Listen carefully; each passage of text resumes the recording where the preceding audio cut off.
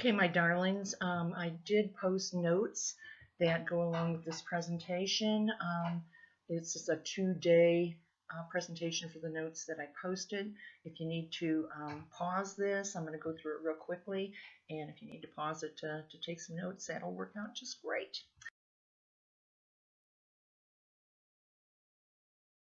Okay, so right after the Revolution, or during the Revolution, we were gambling. We were the very first colony, to break away from the mother colony, and it was a gamble. We had been not unified, going all the way back to the Albany Conference, if you remember, Benjamin Franklin. We were not a unified group of 13 colonies. So this is something that was something that we had to out. So during the Revolutionary War, we had to have a system of government, and that was the Articles of Confederation. And so what we're going to be talking about is, where does sovereignty reside with the states? What kind of powers in the Articles? What are the weaknesses? What are the strengths? And so these are some of the things that we're going to be looking at. Okay. So what we decided, or what we realized, was the Articles of Confederation were very, very weak. We were distrustful of any kind of a central power. So the federal government had no way really to raise money. They couldn't afford to pay their army and navy. They couldn't pay war debts to France and other European nations. There was no one person in charge, and it was weak. Took 2/3 majority to pass anything, and a unanimous step to change the Articles. So the states had all the power, and remember, they weren't being cooperative. So this is a Confederation period, and we're going to analyze what was going on during that time and how we came up to the decision that we had to have a new constitution. E pluribus unum from May 1. So this is from the Treaty of Paris, 1783, and this basically just says that England recognizes that these colonies are free, sovereign, and independent states. And this is going to be signed by Ben Franklin, John Adams, and John Jay. I always remember that, 2 Johns and a Ben, and the representative from England. So there is one good thing about the Articles, and that's the Land Ordinance of 1785, or the Northwest Ordinance. And basically, that is how the federal government's going to make money. That's a vast, we'll look at the map, but it's a vast, vast, vast amount of land, and they're going to survey it, divide it into townships, 6 miles square, and then divide it into 36 square sections, 1 mile square, and sell it. One of those 36 is going to be set aside for public schools, which is one of the good things. It also talks about how these new territories will become states. So when it's surveyed, they'll become a territory, and then once they have 60,000 population and write a constitution, it'll be sent to the Senate, and if approved, they will become a state. So this is all the land. Part of this is getting Pennsylvania, New York, and Virginia to give up land that they said had stretched all the way to the Mississippi. So we set boundaries now for those particular states. And this is the goal. Out of this vast territory, a number of states, including Illinois, Indiana, Ohio, Michigan, Wisconsin, all of these states will be created. The one other very good thing about this is no slavery will be allowed in this territory. Great success. All right. Okay, so problems right after the Treaty of Paris. Britain says, okay, you win, but we're not going to trade with you anymore. Also, they still had forts up there along the Great Lakes. They were supposed to remove them, and they did not. Spain, which had control of the Mississippi River, was being difficult with us about commerce and using the river. We were fighting with them on property matches, where is the boundary. The Indians were not real thrilled about us moving to the west, and they are going to be supported by England and Spain. France wants their debt paid, and to top it all off, we're trying to trade, and we're getting attacked by the Barbary pirates. Our economy is tanking. So these are problems at home. The states, they're sovereign. They're not paying any taxes. They're fighting over their boundaries. They are not happy with the Articles of Confederation, and there is a rebellion. A man named Shea is very unhappy, along with his fellow farmers in Massachusetts. So this is a fight between basically landowners and former soldiers fought for the Revolution. They are debtors because they have not been properly paid for their service. And the banks are wanting their money, and they're trying to take their property away. So this is Western Massachusetts farmers. They're angry. They are going to storm the courthouses, and this is going to go on for a period of 6 months. 6 people are going to be killed. 5 of them are farmers. One of them is a baker. And basically this is going to show the weakness of the Articles, because there's nobody to put down this rebellion. We do not have a national, I think there are like 80 guys that were part of the national army at this point. We just didn't have anybody, and didn't have the funds to raise anybody. Ultimately, the other militias in Massachusetts will put the rebellion down. Shea will be convicted, but later pardoned. But here's the importance. It's going to motivate people to realize that the Articles of Confederation are weak, that they need some sort of national power to take care of things like this.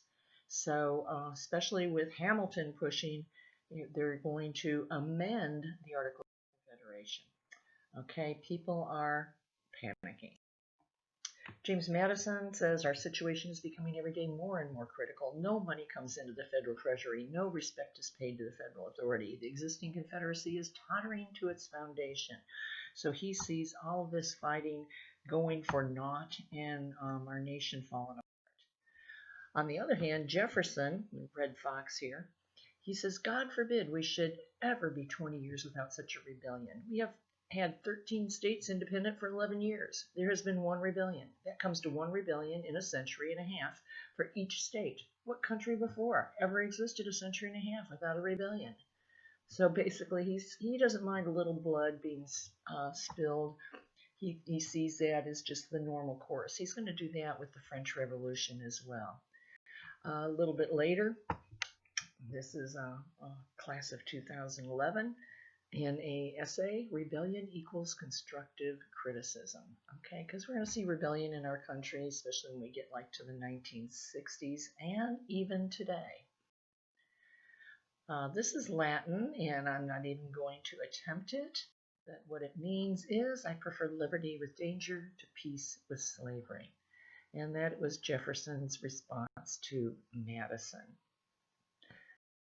Okay, so let's look and see what the Articles of Confederation are all about. Okay, you've got a chart there, and we'll go ahead and we'll fill it out. Usually I just do the Articles part, and then I come back and do the Constitution part, but we'll go ahead. Okay, so the Articles, sovereignty is in the states, foreign relations is federal, taxation is only in the states, commerce and trade, only in the states, representation, 1 vote per state, and legislate 2/3 to amend a unanimous bid. Now, how is that going to compare ultimately with the Constitution? Okay, we'll go ahead and do it. Sovereignty, shared. Foreign relations, still federal. Taxation, shared. States, commerce and trade. This is interstate and intrastate. So this is something that actually the Constitution is part of, but then the famously the Marshall Court will make some decisions about commerce and trade. Representation, We are going to have the Great Compromise. We'll have the proportional House and the representative for states 2 each. To legislate, a concurrent majority plus the president's signature. So you get a little bit of, if the president doesn't like it, there's the veto power there. And then to amend the Constitution, you have 2/3 of the Congress or 3/4 of the state to pass an amendment.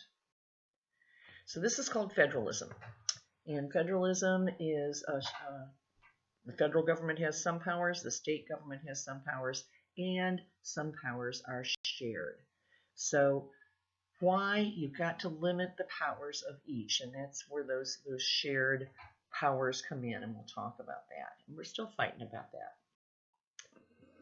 This goes back to the Enlightenment era that we talked about, with Locke and the social contract, consent of the governed, Montesquieu talking about that separation of powers with executive, legislative, and Congress, checks and balances, and then Rousseau talking about political equality and the necessity for democracy in a society.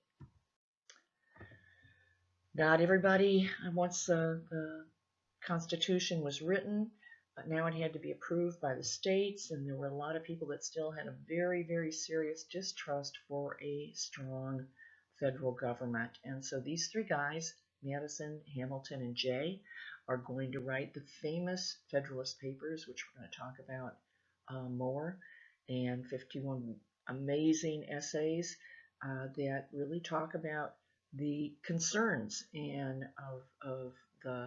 about the Constitution.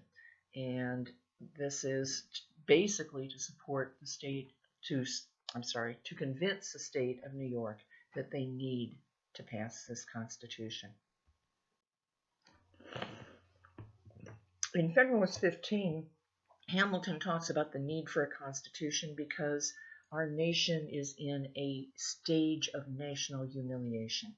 We are in a stage where we cannot pay our debts, where we have no army and navy because we can't fund them, that the European nations are looking at us basically and just kind of waiting for us to fall apart, and that because of this national humiliation, we may either break apart and all this has been for nothing, or fall again to European influences. So he's very worried, he's trying to convince them that something has to be done, otherwise we are weak, weak, weak.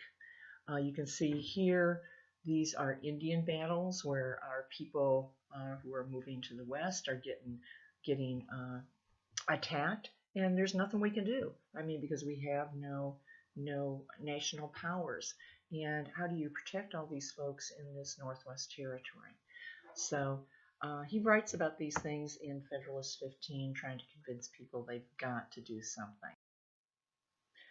All right, so we'll talk just a little bit, and we'll finish this up tomorrow. We're going to analyze how these dissatisfactions are addressed, and then a little bit about the convention itself and the people that were there. Jefferson was in France.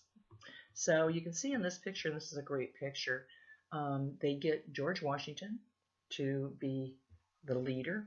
They meet in Philadelphia. They've got Washington, they've got Franklin, James Madison here is taking notes, and he is going to be known as the father of the Constitution, because basically we really wouldn't have known what was going on there had he not written everything down. So you've got all these founding fathers, and remember we read that Founding Brothers, these guys all were moneyed, they all had some money, they all had land ownership, and 51 men meeting there in Philadelphia in private and secrecy.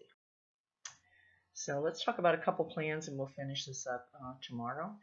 The Virginia Plan, of course, by James Madison, and he did propose a bicameral legislature.